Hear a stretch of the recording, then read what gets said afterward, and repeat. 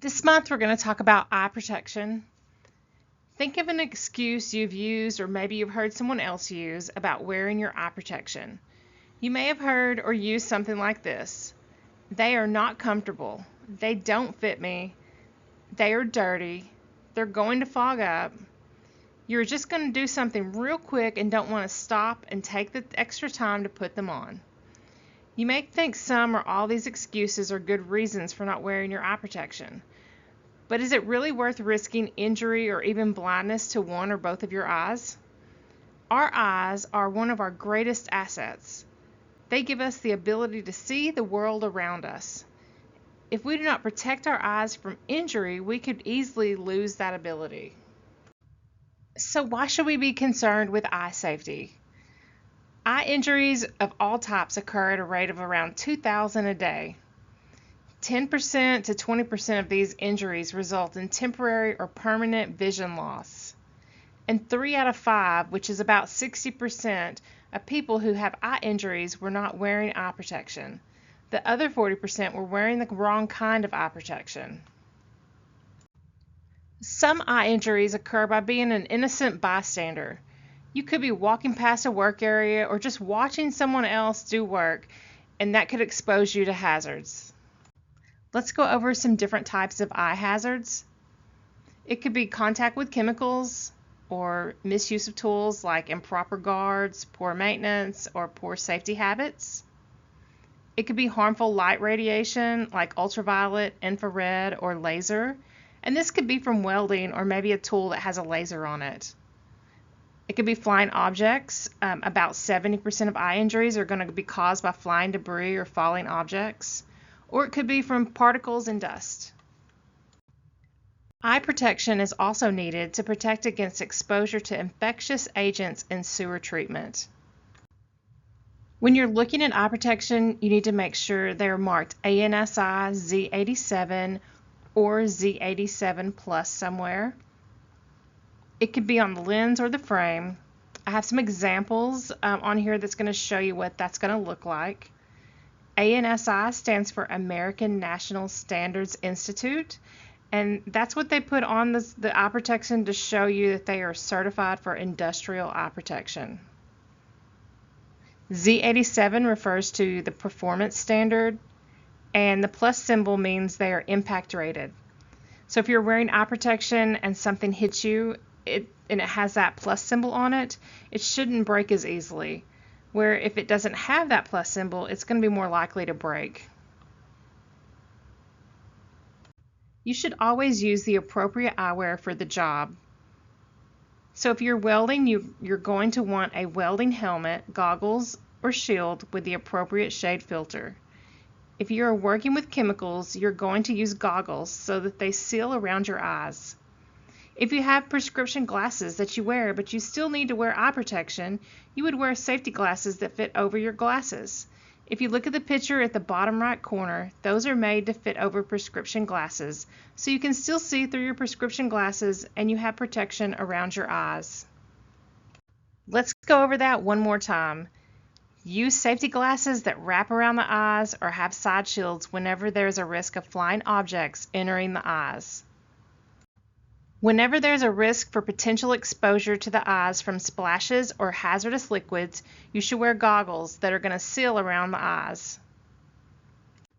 For all types of welding, a welding helmet, goggles, or shield equipped with the correct shade filter is required. Here's a few tips to protect your eyes. Turn containers away from your face when opening. Remove protective eyewear only after turning off the tool or completing the job you are doing.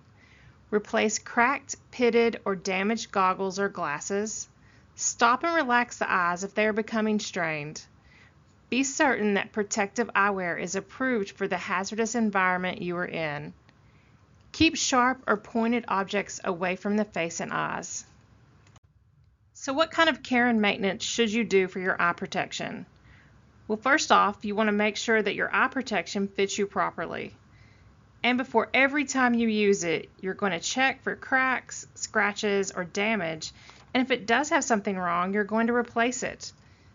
And when you're not wearing your eye protection, you want to store it in a clean environment. What should you do if you have an eye emergency? Well, first you should seek medical attention as soon as you can following an eye injury, especially if you have pain in the eye, blurred vision, or loss of vision. And there are some simple first aid steps you can do until you're able to get that medical assistance. And we'll go over those on the next few slides. So if you have some kind of small particle or dust in your eye, don't rub it. You want to try and lift that upper eyelid outward and down over the lower eyelid. This should cause natural tears to form and try to wash out whatever's in your eye. If that doesn't work, you should irrigate the eye with some artificial tear solution. If that particle or dust does not wash out, you should keep your eye closed and put a bandage lightly over it and then seek medical care. If you have been hit in the eye, you should gently apply a cold compress without putting pressure on the eye. A cold compress placed gently on the injured eye can reduce pain and swelling. In cases of severe pain or reduced vision, seek immediate medical care. First aid for chemicals in your eye is a little bit different. You're going to flush the eye immediately with water and do that for at least 15 minutes. If you're close to an eye wash station, you should go to it to flush your eye. If you're out somewhere that's not available, you can use a garden hose or use water from a clean container to flush your eye. If you're wearing contact lenses, you should remove them before you start flushing your eye, if that's possible. Do not try to neutralize the chemical in your eye with another substance. You don't want to put anything else in there. Do not bandage your eye. And you want to seek medical attention after you flush your eye. And you can always look at the safety data sheets or the label on the chemical. They're going to give you first aid instructions.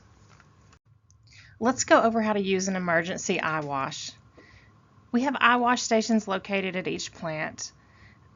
At Maumelle, White Oak, and 5 Mile, the eye wash is located on their chlorine docks. At Faulkner Lake, we have eye wash stations in several places. We have an eye wash station in the lab. The picture in the top right is the one from the lab. There's also one on the chlorine dock. The picture on the bottom right is that one. There's one in the Vacon Bay. The picture on the top left is of it. And there's also an eye wash station in the pump maintenance building. So if you have something in your eye, you need to go immediately to that eye wash and start flushing your eye. You may have to have help because you need to hold both of your eyelids open, and you want to flush your eye for at least 15 minutes, and then after that you need to seek medical attention. I have 5 fun facts about your eyes. The average person blinks around 12 times in a minute. Only a sixth of our eyeball is exposed to the outside world. Your eyes become tired when you read or stare at a computer screen. This is because you blink less often. A fingerprint has 40 unique characteristics, but an iris has 256. This is the reason why retina scans are increasingly being used for security purposes. Your eye is the fastest muscle in your body. That's how we get the phrase, in the blink of an eye. If you have any questions or comments, come see me in the lab building. My name is Mary Beth. I'll try to answer those for you, or you can call me at extension 104.